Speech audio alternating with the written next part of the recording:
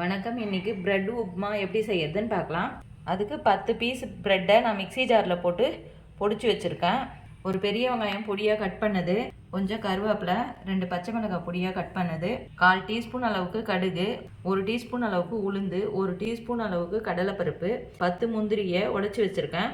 கடாயில் 2 டீஸ்பூன் அளவுக்கு எண்ணெய் ஊற்றிக்கிறேன்.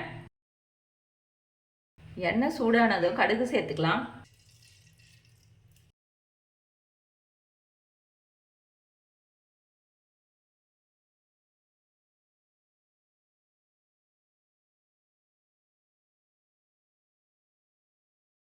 மிதமான சூட்லேயே வறுத்து விட்டுக்குங்க.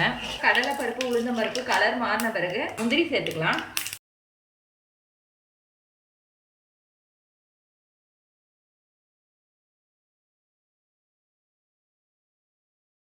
முந்திரி லைட்டாக வறுபட்ட பிறகு வெங்காயம் சேர்த்துக்கலாம்.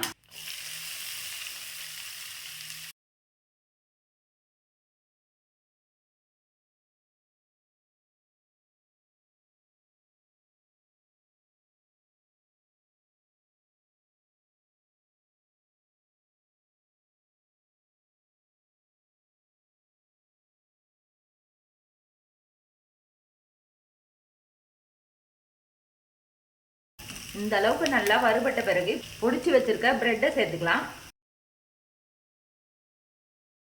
ஃப்ளேமை சிம்லேயே வச்சுக்கோங்க. பிரெட்டில் ஏற்கனவே சால்ட் இருக்கும், தேவையான அளவுக்கு மட்டும் சால்ட்டு சேர்த்துக்குங்க.